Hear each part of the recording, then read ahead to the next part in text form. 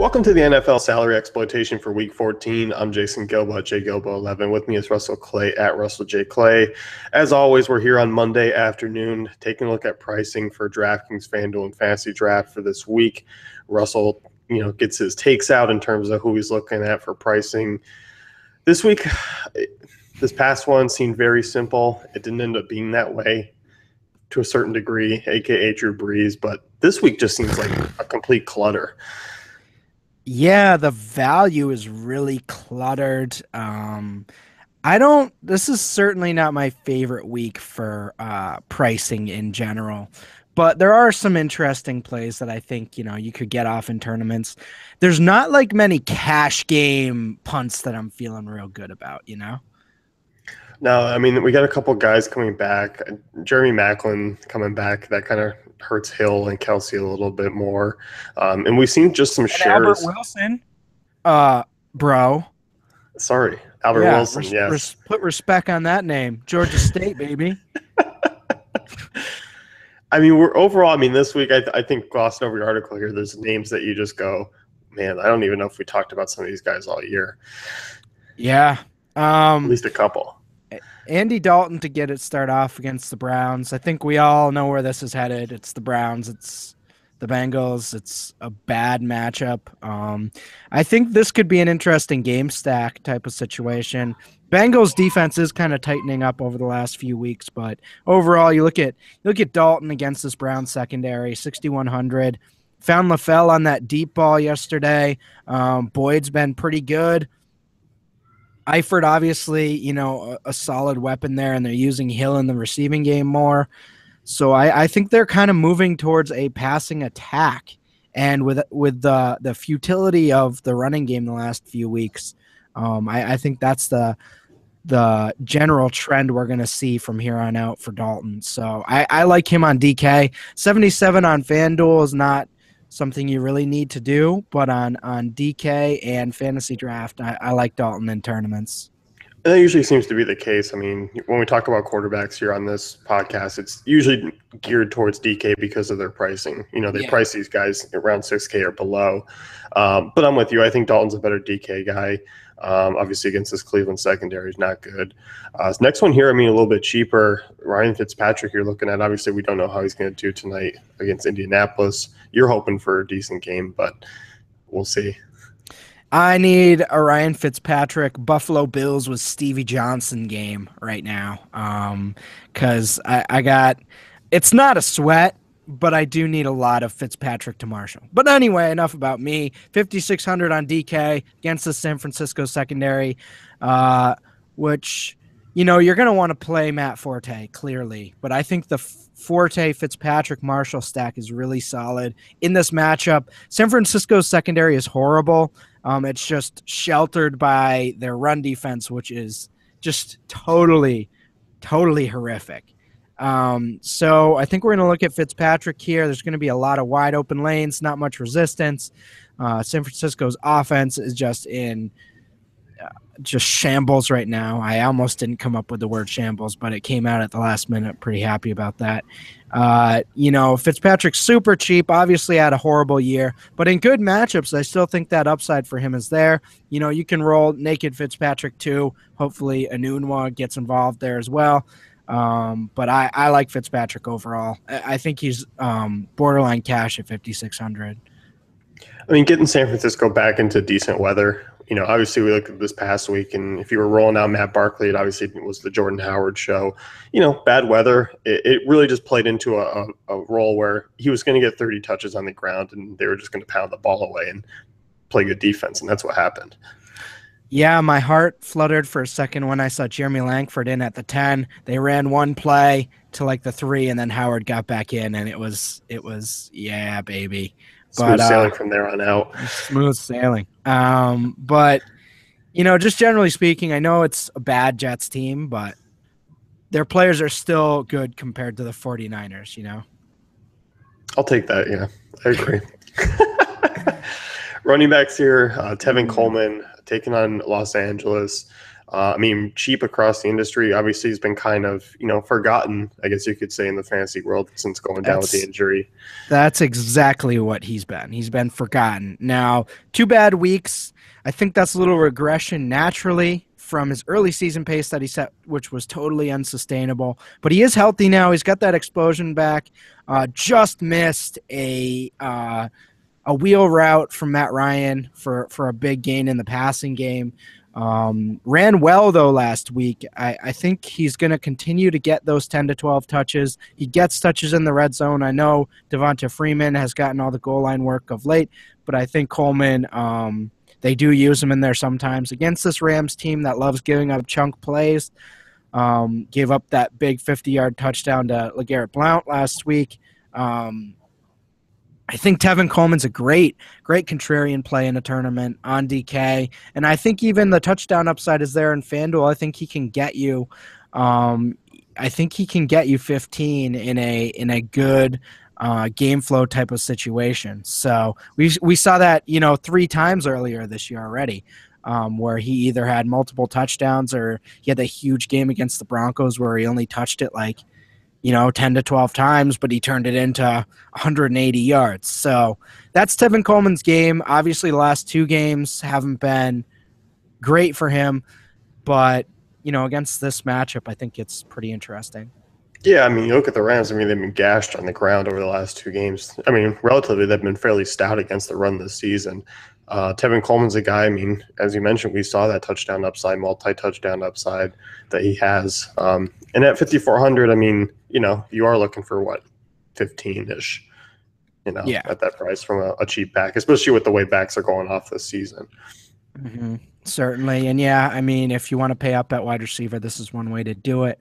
Obviously a tougher sell on FanDuel, but FantasyDraft, love that price. And DK at 4, you're not investing too much there. Lamar Miller next here, obviously a little bit banged up, but pricing really down and gets a decent matchup here against Indy. The DK price is really bizarre to me. FanDuel, I still like it, but obviously if he doesn't play, you're not dealing with it. But he's banged up at 5,100 on DK. Sure. Yeah, give me that. Give me all that. I don't care. If what does he have to get at 5,100? Like 15? Against this Colts D, yeah, I like this quite a bit. Lamar Miller, obviously not the storybook season we wanted from this Texans team in general. Obviously, things haven't gone exactly how he wanted. Still a high volume role. If he does play, I don't see how you avoid this in cash and tournaments. Relatively with the way they've been pricing running backs this season, we've seen them, quite high. It's an area where you do have to spend up. And when you do get these guys at 5,100, that's where we've seen guys like Theo Riddick kind of stand. And, I don't know who else. Giovanni Bernard. We've seen kind of guys in that range where, they make good second RB plays, yet, while Lamar Miller hasn't had the greatest of seasons for that price, this is a guy who's usually in the 6K range regardless of matchup. Yes, absolutely. And this is a plus matchup for him. So I certainly like this price on DK. FanDuel, much easier to fade, especially with the guys around him. Yeah, definitely. Moving on the wideouts here, you're looking at a cheap Seattle guy, Tyler Lockett, on the road at Green Bay. What do you see out of him this week? Now, there is a bit of danger here from a cash game perspective because I do worry. We saw Baldwin have big weeks. We saw Graham have big weeks. Lockett's big week obviously came this past week. 3,700 on DK, not much to be worried about. I think he's pretty safe bet to hit value. Green Bay is, they had that 3-game stretch defensively. They've kind of recovered a little bit. Now, I think the Seahawks are going to do well against them, but I wouldn't go 100% Lockett. You know what I mean? I feel like a lot of people are going to go 100% Lockett this week. I get it. I'm not saying it's a bad move. Obviously he's in here. I like him as a play. I think he's, more of a tournament guy this week though. Just based on how they've used him this year. So I like him a lot. I think he's a great play. Obviously, that 3,700 on DK, 5,100 on FanDuel is just awesome, especially to fit in, David Johnson, Le'Veon Bell, et cetera, et cetera. But, I think we can't ignore the rest of the season. You know what I mean?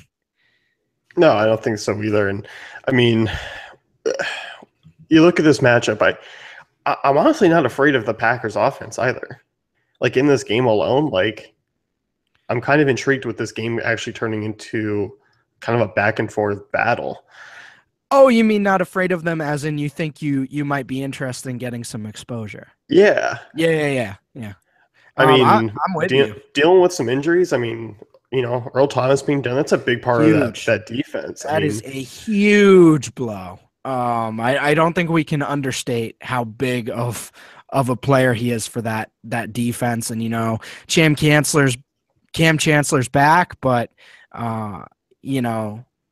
they are a little vulnerable. Rodgers has been awesome the last 5 weeks now. So Jordy's getting going. Devontae Adams looks like a real piece. You saw Cobb with that touchdown last week. So yeah, I agree. I mean, I'm not necessarily all in on them, but at home, with Lockett, I think that's, there's a lot of players I like there. Yeah, definitely. And then anyone against this Tennessee secondary right now seems viable. You're looking at Emmanuel Sanders, who's, really cheap on all three sides. And that FanDuel price, I mean, come on. Come on. Well, that's what Golden Tate was at last week, 59. And you're just like, he hasn't been great this year, but I can't really deny that value against that defense. So you just look at Sanders versus this Titans defense that was good earlier this year. That they were legitimately a good defense earlier this year, but for whatever reason, they've either been figured out or players are banged up and not playing at 100%, but they are not the same defense we saw earlier this year. I don't care that they're at home. I like Demarius here as too. I almost put him in here as well, but I wanted to switch it up. I think both those players are very viable. I don't like playing both together, but I think one of them is really going to hit. So I'm switching up my exposure between them. I prefer Sanders and we'll be having more of him. His pricing's just so good. Yeah, and in terms of upside, we've seen bigger Sanders games than we have Thomas games this year. The one against the Chiefs you can recall, but you also go back to Cincinnati. Sanders had the big outing. Thomas just seems to go for that casual 6-catch, 70 yards, and maybe gets the score. That's about what his upside's been this year. Yeah, again, just exactly like that. Thomas goes out. He's kind of turned into a possession receiver with the quarterback situation the way it is, and Sanders has turned into the big play guy.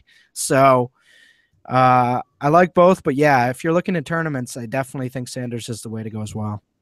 Certainly.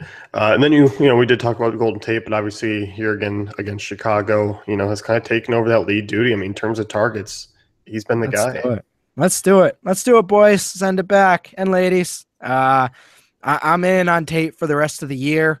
Marvin Jones banged up. He's probably not going to be 100% for the rest of the year. Tate really asserting himself. Eric Ebron hasn't emerged like some of us thought they were.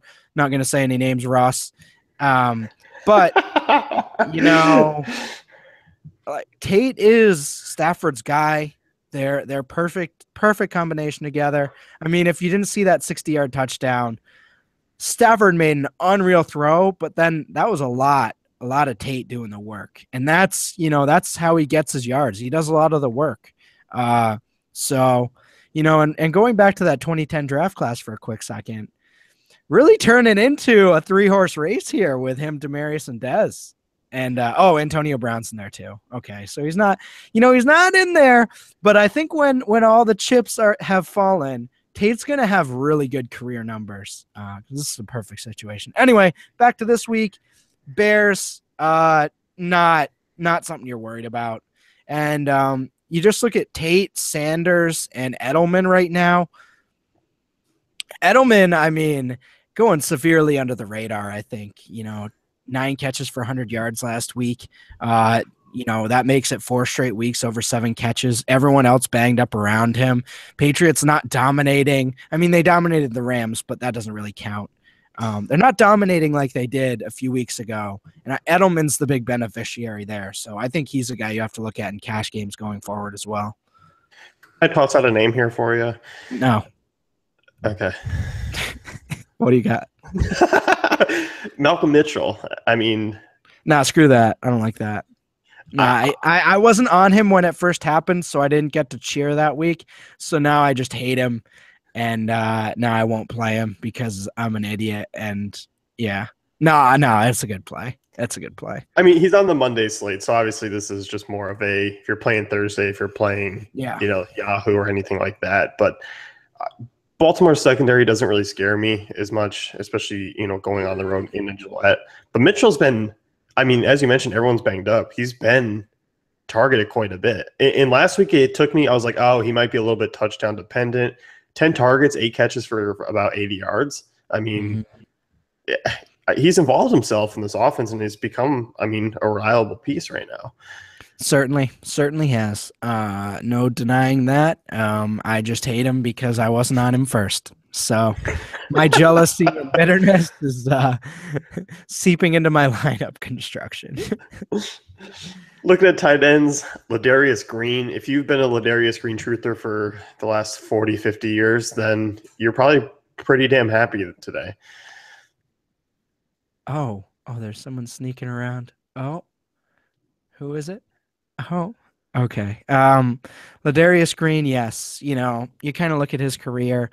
Always had the athletic profile. Always had a pseudo situation. Finally has a real situation. With all the injuries to Martavis Bryant, Marcus Wheaton, they really aren't left with much beyond Antonio Brown and Le'Veon Bell. Obviously, they have Eli Rogers there, but in terms of what he's going to do for you, he's a great slot option that will do what we saw yesterday. He took a screen 17 yards and got the first down and made him work. But Ladarius Green is the downfield threat they need. And it's not Martavis Bryant. It's a deep threat in a different way with the tight end position. And we're starting to see this more and more down the seam. So I like Ladarius Green across the board. I don't think this was a fluky performance. I don't think this was a fluky target share. I think this is just what we can expect going forward. Yeah, and so his pricing, $3,900 on DK. I expect his ownership to be sky high, and one with the recency bias. One, Buffalo's defense really hasn't been that great over the second half of the season. The FanDuel price, $5,800, that puts him in kind of contention with about 4 or 5 other tight ends this week. So I still expect him to be fairly chalky, just once again, the recency bias. But I also see a good pivot here with Zach Ertz, who I think is going to go a little bit under-owned, actually, I think, in comparison to having Green have that big week as well.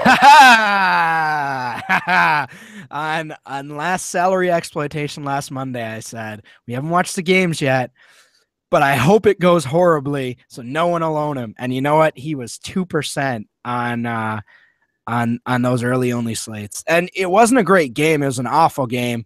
On the other end of the spectrum, Wendell Smallwood, in the run game just got completely slaughtered. But there's no Jordan Matthews. He's banged up. Even if he plays, just not confident. Dorial Green Beckham is not an emerging talent. He is kind of, but at best, right now he's a third or fourth option. He's not, a pseudo top target. Zach Ertz is the guy. If they want to move the ball, they have to throw it to him and Trey Burton. Trey Burton's a pretty good player too.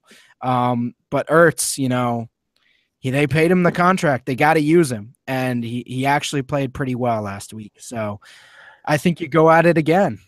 Well, I beg to differ, sir, because I think Dorial Green Beckham is an emerging player in that offense right now. His 4 catches on 10 targets, really? The 10 targets. I'm talking about a usage in that offense is becoming a thing for yes, Green Beckham. The usage is there. That's what I mean. But just like Nelson Aguilar playing all 80 snaps, like if you're not Nelson good, Aguilar, Nelson Schmagalor, I don't care about him. He's nothing. Dorial Green Beckham is an okay player, but he's not. They tried to make him the number 1 last week. Well, when you take that didn't go well. When you take Jordan Matthews out of play, obviously Jordan Matthews has been a leading target guy for Wentz. when you take I would like Dorial Green Beckham more if Matthews played, I think. Does that make sense? Because I don't want the number one corner on him at all.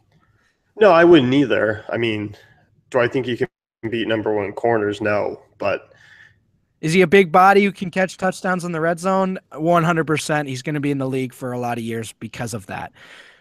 But do I think he can in be a terms of possession volume, guy? no. Do I think he can be a possession guy? I don't think that's his game. I don't. No, I think it has to be the 4 for 80 and a touchdown on 10 Yes. target. It's not going to be an efficient, but I like the volume, and I saw the play this week, and I had shares. I wasn't going to knock anyone for tossing him in. I had a lot of DGB. I'm not saying that wasn't a good play. It was a good play. Ertz is such a better player. Like, Oh, I agree. Yeah. yeah, it's even close to the same amount of targets. I'm betting on Ertz every time. But I think, you did bring up a good point. The conversation does need to be had about DGB every week, I think, going forward, just because, that he's just going to, as long as Matthews is out, he's going to be the number 2, number 1, whatever you want to call it. Yeah, I think you look at this off. I mean, they can't run the ball. No. Can't run Their the ball. defense has been, tanking over the last 5 weeks. The Eagles went, dude, everyone was like, whoa. They had like a sweet middle season, and now it's just all over. They're just revealed. Kind of like the Titans defense, except the Titans offense is just so good that they're averaging it out a little bit. Yeah, I mean, and they realistically have a shot at the playoffs. Yeah, crazy. It's wild. So let's move on to some defenses here. You're taking a look at a Jaguars defense. Hold on. I know when I say the Jaguars, everyone's going to be like, what are you talking about? Minnesota. This is more a thing about Minnesota than the Jaguars. Jaguars' pass defense is really good. Jaguars' run defense is bad. Minnesota is awful. I don't think they can. I would bet on Minnesota not being able to take advantage of the Jaguars' bad run D is basically what I'm looking at this. Basically near min prices for this Jags defense. And I think, you kind of saw that with some of the cheaper defenses last week. As long as you play them against really, really bad offenses, I think it can work out. You kind of look at the Packers against Brock Osweiler. It's like, okay, Packers offense isn't great, or Packers defense isn't great, but what's Brock Osweiler gonna do? What's Matt Asiata gonna do, Jason? What's he gonna do? Nothing. He's gonna run for 2.5 yards per carry. Yeah, which is fine. He's an NFL player. Good for him. He's good, but in the NFL terms, he's not good.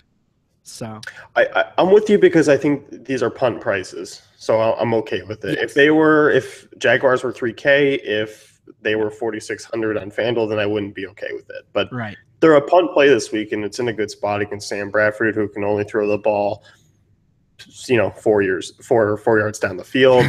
It's the bad offensive line. I like this. I like the secondary a lot. I like Ramsey.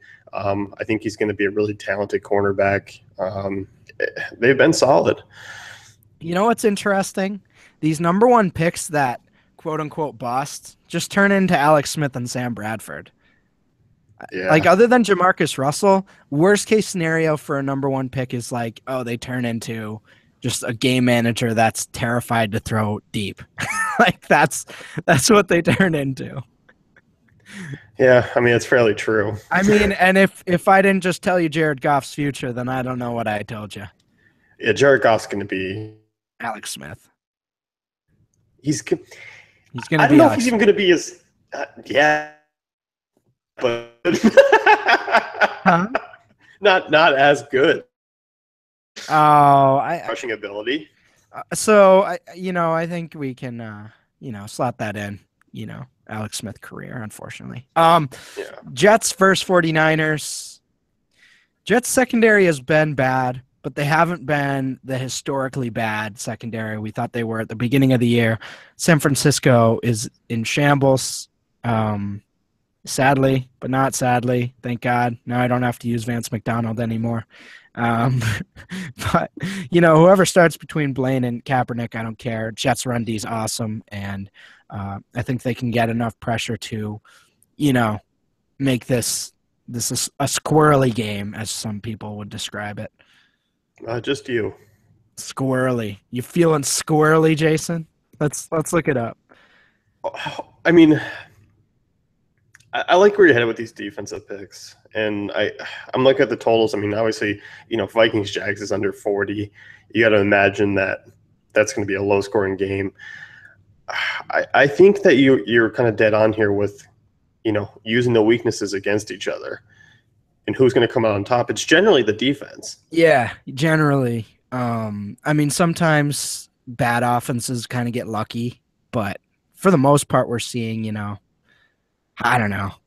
I don't know. You can bet on Jerick McKinnon, but he's been bad this year. As a Jerick McKinnon guy, he's been really bad. And it's not all his fault, but the collective unit there is just really bad. It's not his fault. No, not completely. The offensive line's bad. The offensive scheme is bad. There's no downfield presence. You can load 8 in the box, even on passing attempts. It's just there's no threat at all to move the ball down 10 yards. The definition of squirrely is something related to a squirrel or someone who is restless or eccentric. Yeah, that sounds An example right. of someone who would be described as squirrely is a fidgety, nervous person. You're rather squirrely. I'm super squirrely. I'm super squirrely. I think that's going to be the last image that we're going to head out on, because that's all people need to see right there. Is you just fidgeting around like a controllable maniac. Yeah. I need some. You know what I realized? I'd been fidgeting with this box to the headphones I bought for the last 20 minutes. So well done. Yeah. Any parting words about week 13 or week 14? Play Yahoo. If you can't, and it's not in your state, I'm sorry. But if you can, tons of single entry and 10 entry max is the most. Super friendly to new players. Super, sharp pricing that kind of makes it hard to fit in a bunch of studs. I'd really suggest it to new players because it's just you're not fighting against guys that are entering 150 lineups. It's just like I got mine, you got yours. Let's see what happens. It is. I definitely agree with that. I came on to Yahoo Football this year, and what drew me in was the 10 entry max. I mean, it was the $10 GPP is still 100K. Mm-hmm. It's a decent prize pool. That's what 10K to first. Mm-hmm. Yeah, and as you said, I mean, it's your 10 lineups against my 10 lineups. And even 5 versus 10 is not bad. It's not 5 versus 150 like on these other sides. So yeah, I'm gonna prove it. I like FantasyDraft. I love FanDuel. I like DraftKings. I'm just saying, especially for new users and people just starting out, if you want to fire away in, $1, just put $10 in, fire into that $1 GPP. You're not facing, egregious amounts of lineups. So. No, and guess what? We have a nice Yahoo optimizer for all sports on our page, so you can definitely check that out. Certainly. So that's going to wrap things up with the NFL salary exploitation for week 14. If you want to check out the article, it's up. Russ banged this bad boy out relatively early today. I was generally shocked when I woke up and saw all 3 articles in the admin. I'm going to give you a shout out, man. It took 14 weeks. It took 14 weeks for you to just get a jump start on things, and you did it. Let me tell you what. And for those aspiring writers out there, when you're behind, you're behind forever. You're behind forever. Like once you get behind and you bust your butt at the end of the day to catch up, you don't want to get ahead. Like at the end when you're done catching up, and then it's just this revolving, it's like nuts. So get ahead of it. Just do it. Just do it. That's with anything in life. Yeah. Well, that's true too. Get ahead in life. Yeah. And just do it. Yeah. So Let's wrap things up. If you want to check out the article, it is up on the site. Being sure to check out the rest of our Week 14 content.